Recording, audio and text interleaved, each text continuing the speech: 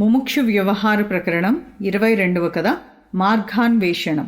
చూసావా రామ, సాధన చతుష్టయములైనట్టి సంతోషము, సమము, విచారణ, సాధు సంగం అనేవి సంసార సాగరం నుండి తరింపచేసే ఉపాయాలు. సంతోషమే పరమలాభము, సత్సంగమే పరమగతి, విచారణమే పరమ జ్ఞానం, సమమే పరమ సుఖం. ఈ 4 రకములైన ఉపాయములను అభ్యసించేవారే ఘనీభూతమైయున్న ఈ మోహజాలమును జయిస్తున్నారు. వీటిలో ఏ ఒక్కటైనా సర్వశక్తియుక్తులచే అభ్యసింపబడినప్పుడు మిగతా 3 కూడా లభిస్తాయి. అందుచేత రామ, తత్సార్యం చేయకుండా ఎంతటికైనా సిద్ధపడి అందులో ఒక్కదానినైనా అభ్యసించాలి. స్వచ్ఛమైన సమము వలన హృదయం నిర్మలమైనప్పుడు అట్టి వాని వద్దకు మిగతా 3 వచ్చి చేర్చున్నాయి. సంతోష, విచార, సాధు సాంగత్యాలు ఉన్న చోట జ్ఞానం రూపుదిద్దుకుంటోంది. సుగుణములన్నీ ఆశ్రయిస్తున్నాయి. విజయలక్ష్మి వరించుచున్నది. ఓ జనులారా, మీరంతా స్వప్రయత్నము అనబడే పురుషకారం చేత మనస్సును జయించి ఈ 4 ఏ ఒక్కదానినైనా నిరంతరం ప్రయత్నపూర్వకంగా అవలంబించ కోరుచున్నాను.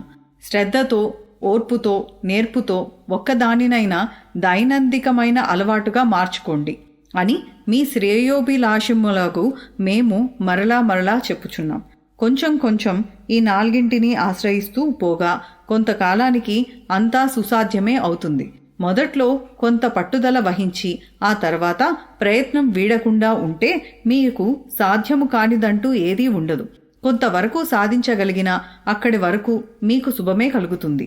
అసలు ప్రయత్నం అనేదే చేయకుండా మానవ మాతృలం మా వల్ల ఏమవుతుంది అని మిమ్మల్ని మీరే సముదాయించుకుంటూ తృష్ట విషయములకై పరుగిడితే అది మూర్ఖత్వమే కదా. ఎందుకంటే మానవులలోనే అత్యంత మహనీయులు, ఆత్మజ్ఞులు, అత్యంత మూర్ఖులు కూడా ఉన్నారు. అందుచేత సాధన పూనండి. అసలు ఉన్న రహస్యమంతా సాధనలోనే ఉన్నదని కాని దైవం నందు కాదు. ఈ చిత్తము అనుదానిని పురుషకారంతో జయించి ఈ 4 ఒక్కదానినైనా వశం చేసుకుంటేనే ఉత్తమ గతి. అట్లా కాకుండా చిత్తం యొక్క ఇష్ట ప్రకారం వర్తించటం, ఇంద్రియ విషయములను మాత్రమే ఆశ్రయించటం, కల్పిత వ్యవహారములనే నమ్ముకుని ఉండడం అది శుభప్రదమవుతుందా? పళ్లతో పళ్ళు నొక్కిపెట్టి ఎట్లాగైనా సరే ఈ 4 కొరకు యత్నించెదరుగాక.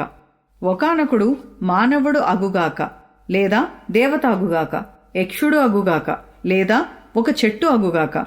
ఏది ఏమైనా ఉత్తమ గుణములు ఆర్జించకపోతేనే గతి లేదని గ్రహించాలి. ఈ చంచల చిత్తము అనుక్షణం అనేక గుణదోషములనే ప్రీతిపూర్వకంగా ఆశ్రయిస్తోంది. ఆ గుణదోషములను మొట్టమొదట జాగ్రత్తగా గుర్తించాలి.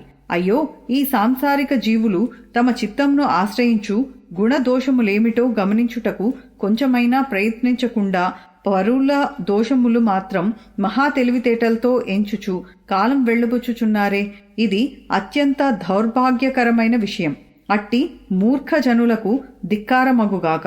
అయితే స్వచిత్తము యొక్క గుణదోషములు తొలగేదెట్లా?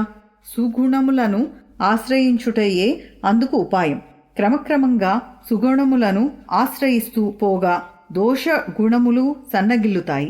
దోషగుణములు వృద్ధి చెందుచున్న కొద్దీ సుగుణములు బలహీనపడతాయి అని కూడా గుర్తుపెట్టుకోండి. కనుక రామచంద్ర, నీకు ఏ త్రోవ కావాలో ఈ బాల్యంలోనే నిర్ణయం చేసుకో. చక్కగా విచక్షణ చెయ్యి, మార్గాన్ని అన్వేషించు, అనుసరించు. అంతేకాని దుఃఖిస్తూ కూర్చుంటే నీకు గాని నీ వలన మరెవరికి గాని ఎట్టి లాభం ఉండదు. ఈ మనస్సు తన యొక్క వాసనా వేగంతో ఎప్పటికప్పుడు జీవుని ముంచెత్తుతోంది. అయితే అట్టి వాసనలు నదికి 2 వైపులా ఉన్నట్టి గెట్ల వలె శుభ అశుభ రూపాలతో ఉంటున్నాయి.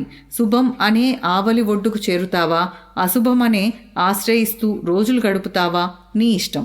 ప్రయత్నమును బట్టే ప్రయోజనం ఉంటుంది. తాత్సార్యం చేసేవారికి అనేక జన్మలు గడిచిపోతున్నాయే గాని నివృత్తి లభించడం లేదు.